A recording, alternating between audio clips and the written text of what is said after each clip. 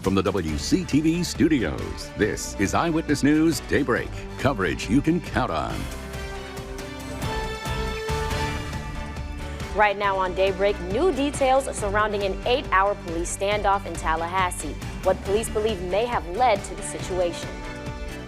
Plus, a new Florida law gives the public more input on what textbooks are used in schools, why many educators call it a bad idea. And a send-off in style. The commander of Moody Air Force Base in Valdosta taking his final flight. We'll take you to the ceremony. Oh, I love those final flights. You know, it's so emotional. You're so sad, but it's a great ceremony. It is. Family and friends. It's great. Yeah, definitely. All right, I'm Charlene Cristobal in for Art this morning. And I'm Denise Toussaint. We'll take a quick look at our tower cam this morning. Here's a look outside. A little foggy, maybe some clouds, probably some rain today. Right, Brittany? Yeah, a little bit of everything today, and like you saw in that tower cam image, still pretty cloudy outside. But as far as rainfall goes, we're not seeing that just yet. Most of that's still well out to our south and our southwest. Rain-free on radar so far, but take a look just to the south of our area. A couple of showers. Not really seeing any thunderstorms on the satellite and radar composite, but overall we still have a lot of moisture available. Rain chance is still sticking around, and yes, cloud cover and even the possibility of some fog. This is a view over the downtown camera overlooking Tallahassee over the past couple of hours, and you can just see a few areas of those lower level clouds and also some of those areas of fog starting to develop over the region. So these temperatures, though, are still in the low to mid 70s, 73 degrees in Tallahassee, 70 degrees into Valdosta, Georgia. Winds pretty light or calm at the moment, and notice all throughout our area, low 70s throughout all of South Georgia, 72 for Blakely and Bainbridge to around 70 from Tifton all the way down to Homerville. Here in North Florida, we're around the 73-degree mark in Tallahassee and Live Oak. So we're off to a warm start. We still have a warm afternoon ahead, but we do have those chances of rain in the next few days. We'll take a look at those coming up in a few minutes. All right. Thanks, Brittany, for that update. There's cops with their guns drawn right behind our house. There could be a problem. Residents in one Tallahassee neighborhood now speaking out after a frightening hours-long deadly standoff. Monday night, police and SWAT teams surrounded a home on Forsyth Park Circle. Officers say 53-year-old Michael Lloydy barricaded himself inside the home before taking his own life. Our Simone Davis joins us now. Now, Simone, you were there all Monday and you were on the scene. What new details can you tell us? Well, the Tallahassee Police Department telling us Lloyd's stepson, a student at Florida State, went to campus police to report that his stepdad was threatening him and his mother. FSUPD then notifying TPD of the situation.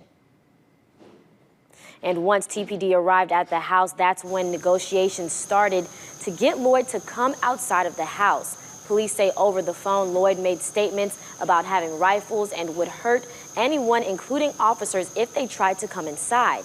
Going back and forth for 8 hours, the SWAT team did enter the home where they say they found Lloyd dead with a self-inflicted gunshot wound. Neighbors near the home did evacuate, and they say they had no idea all of this was going on. This is the most peaceful neighborhood. We don't have any crime in this neighborhood. We have wonderful, stable neighbors, and it's just extraordinary that this kind of problem that you see in the national media could reach out into this quiet neighborhood. Thankfully, no residents in the neighborhood were injured, and neighbors say police were back at the house to retrieve 2 small dogs from inside of the home. And this case is still being investigated by the Tallahassee Police Crimes Unit. All right, Simone, thanks for that update. I mean, it's still all very fluid right now. Scary moments for those residents. For sure. Well, tragedy on a South Florida construction site. Lightning striking 2 workers in Pembroke Pines, killing one of them. Officials say they were helping build a grocery store when lightning hit. The other worker is recovering at the hospital. Witnesses say it was not raining at the time. Well, it's a terrifying scene on a waterfront deck in Palm Beach County. The deck collapsing with 15 people on it. Take a look at that dramatic video there. That was in Boca Raton. All of the people tumbled into the canal below. The collapse injuring 3 people. Crews had originally put up barricades to keep people out, but obviously did not stop those people. Right now, there's no word on what caused the collapse. A major interstate now back open in Brevard County after a brush fire. A portion of I-95 closed down because of the blaze burning near Rockledge. Troopers warned that smoke and visibility problems could force more shutdowns today. Take a look at that. Firefighters are letting the fire burn itself out. Wow. Crazy video. Yeah, it is. Sure. A delay in the vote for health care. Republicans now hope to replace Obamacare, and there's been a delay. Yeah, that's for sure. There's just so much back and forth in Washington right now. Yeah, there's been a lot. So because of all that back and forth, the plan will be up for a vote after the July 4th recess. President Donald Trump calling on all Republican senators to the White House. This as a growing number say they oppose the health care bill as it's written right now. Governors from both parties are now weighing in. Rick Scott has yet to take a side, but was in D.C. today talking health care with Vice President Mike Pence. He has suggested possible changes. And Senator Bill Nelson is not happy with the governor's visit. He said in a statement, quote, if he really cared about the people of Florida, he would be doing the exact opposite of what he is doing right now. And Governor Scott also passing a bill to keep kids safe on their way to and from school, stiffening penalties for drivers who ignore those stop signs on school buses. Another much debated topic during session, gambling. Warning labels on lotto tickets are a no-go after the governor vetoed the idea to warn consumers about gambling addiction. Placing labels on ads and tickets will have to be taken up again next year. Your neighbor may have a say in what your kids learn at school thanks to a new Florida law. It allows greater public input on textbooks and other learning materials. As Jake Stofan tells us, it has a lot of people in the education system concerned. 3 years ago, state lawmakers told local school boards to seek more input while selecting textbooks. Keith Flaw with Citizens Alliance says few listened. The parents get, like a 3 to 4 week window to raise objections after they've already made their decision what they're going to buy. The concerned Naples grandfather forced legislation through during this past session that now requires school boards to give all county residents a say on selection.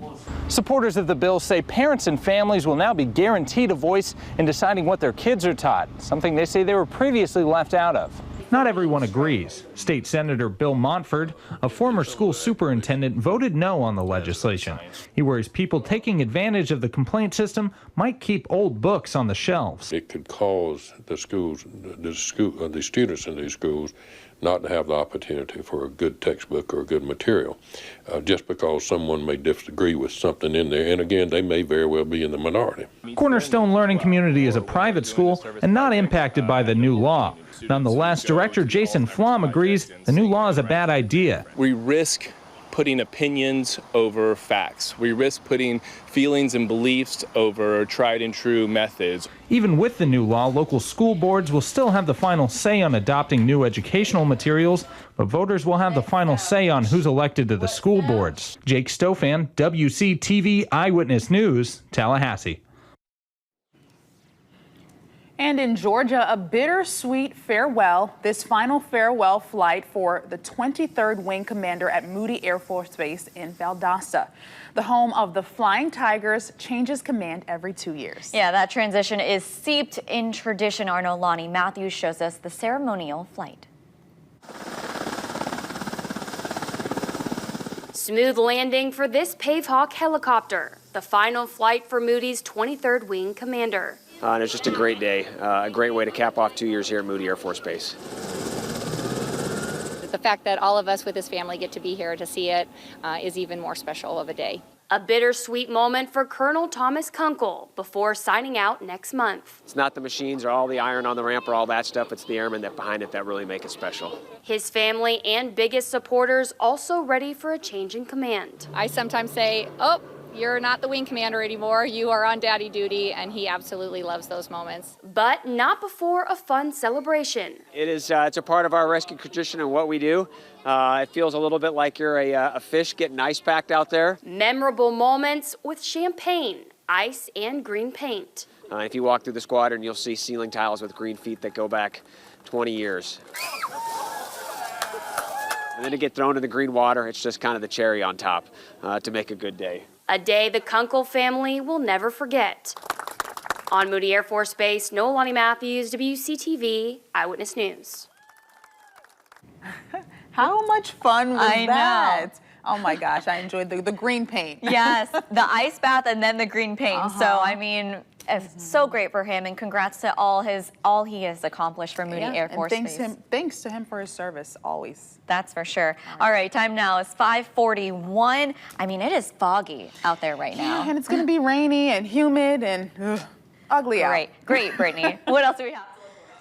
Well, it's definitely feeling like summer out there. A few areas dealing with that patchy fog right now, but within city limits in Tallahassee that you may not run into as much fog. But elsewhere, you can just see a few showers starting to push into Liberty County, portions of Taylor County, and even some western portions of Wakulla County. So just some light rain, just a few brief showers, and not really adding up to much. But like I mentioned, there are a couple of areas with slightly lowered visibilities, including out to Homerville. They're down to a 5-mile visibility, around 7 to 8 miles from Perry, Florida to Valdosta, Georgia, mainly on the eastern portion of our area. Just something to look out for as you head out the door this morning.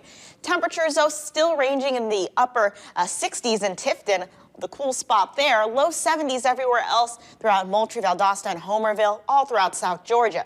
In North Florida, still in the low to mid 70s. Of course, a couple of degrees warmer along the coast and 73 degrees out to Perry. So temperatures off to a mild start. Through the rest of the morning, they're still going to be in that low to mid 70s range. And as we head into the late morning hours, any of that fog will continue to dissipate after we get a little more sunshine.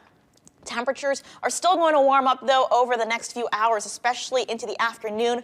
We have another round of those upper 80s and possibly a few low 90s, and we're keeping an